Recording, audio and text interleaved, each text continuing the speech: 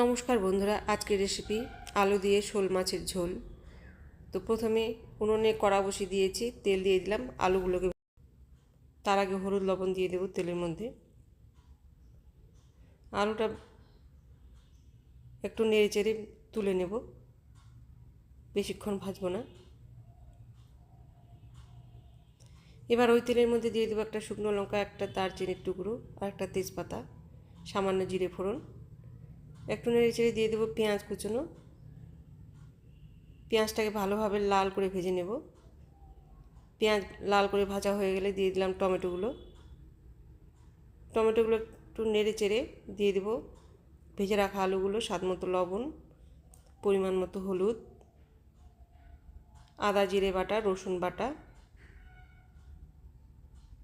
আর কাঁচা পাকা লঙ্কা বাটা। একটু নেড়ে চেড়ে দিয়ে দেবো ধনে গুঁড়ো, জিরে গুঁড়ো। খুন্তি দিয়ে নেড়ে চেড়ে ভালোভাবে মিশিয়ে নিয়ে দিয়ে দেবো 2 কাপের মতো জল দিয়ে 3 থেকে 4 মিনিট ঢাকনা দিয়ে ঢেকে দেবো সেদ্ধ হওয়ার জন্যে। 3 থেকে 4 মিনিট হয়ে গেছে, ঢাকনা খুলে দেখে নেব সেদ্ধ হয়েছে কিনা।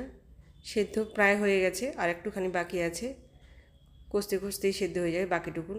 দিয়ে দিলাম রসুনের পাতা দেওয়ার পরে আরও 1-2 মিনিট কষে নিয়ে দিয়ে দিলাম পরিমাণ মতো ঝোলের জল। আর ঝোলের জলটাতে দিয়েছিলাম থেতো করা সাদা এলাচ, কারণ শিলপাটা তো বাড়িতে নেই, তাই থেতো করে জলের সঙ্গে মিশিয়ে দিয়েছি।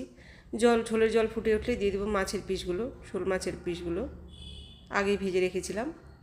এবার আবারও 1 মিনিট ফুটিয়ে নিলেই রেডি শোল মাছের ঝোল।